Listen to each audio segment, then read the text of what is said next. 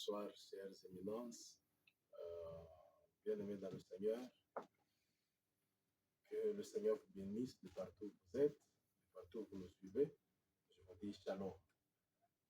C'est votre humble serviteur, le maréchal, docteur, bishop, Gordon Kalinga, Elroy. Je viens encore une fois de plus pour la suite de notre programme d'hier. J'ai dit que nous sommes dans une grande action évangélique dénommée Mars Miracle. Mars Miracle, c'est un programme chez nous qui date maintenant de 5 ans. C'est depuis 2021, hier j'ai dit 2001, donc c'était une erreur. Depuis 2021 qu'on avait été inspiré pour ce programme du mois de mars où nous avons 30 jours des prières, pas de prières, des prières. Donc, toutes sortes de prières, comme la Bible nous dit, faites en tout temps par l'Esprit toutes sortes de prières. Alors nous sommes dans ce mois de prières, dans ce mois des miracles, dans ce mois des surnaturels. Alors, nous avons comme thème pour cette année, préparer la guerre. Alors, c'est inspiré dans le livre des Psaumes, chapitre 45, le verset 4. Dans d'autres versions, c'est le verset 3. Le verset 3 ou le verset 4 des Psaumes qui dit « Vaillant guerrier, ceins ton épée, ta parure et ta gloire. » Alors, c'est Dieu qui dit à son serviteur qu'il est un vaillant guerrier.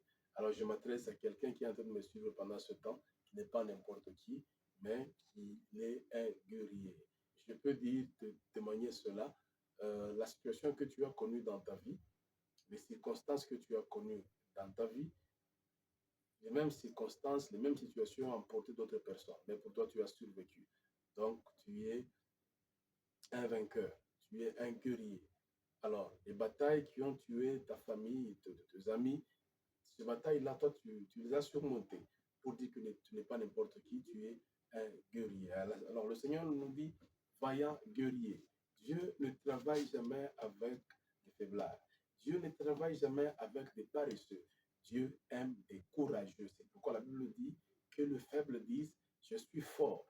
Que la situation que vous êtes en train de traverser n'arrive plus jamais à définir votre vie, disant que vous êtes faible, parce que, même si nous n'avons pas quelque chose aujourd'hui, mais nous savons que dans la foi et avec la foi, nous aurons ça demain. Alors, la Bible dit, vaillant guerrier, ceins ton épée.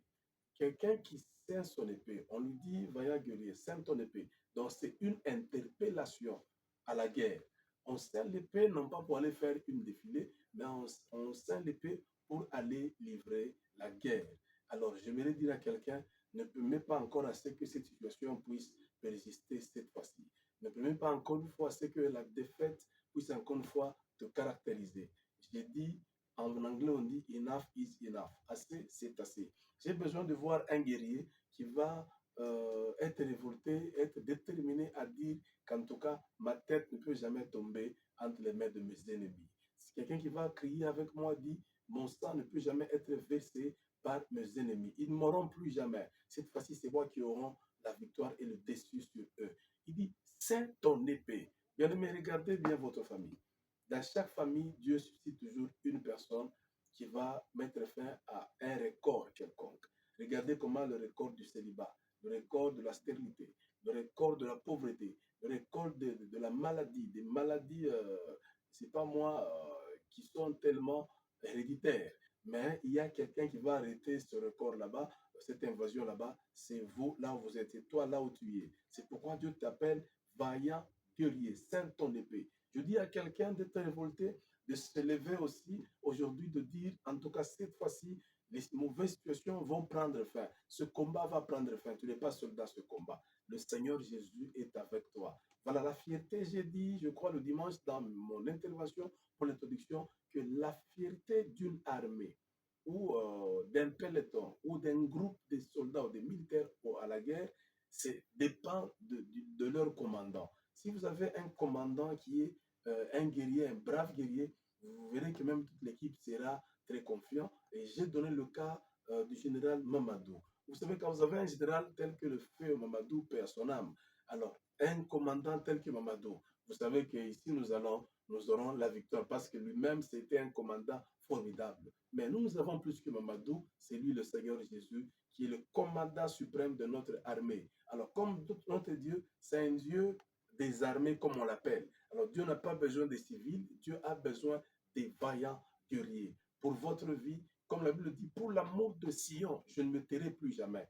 Que tu puisses aussi dire que pour l'amour de ta famille, pour l'amour de tes enfants, pour l'amour de ton mariage, pour l'amour de ton église, tu ne vas plus jamais te taire. Lève-toi en tant que vaillant guerrier, scinde ton épée et lance-toi dans la bataille. La victoire est pour toi. Alors, je voudrais vous inviter encore une fois. Nous sommes dans ce grand travail de 30 jours depuis le dimanche. Aujourd'hui, c'était le jour 3. Demain sera le jour 4. Alors, soyez avec nous. Nous prions de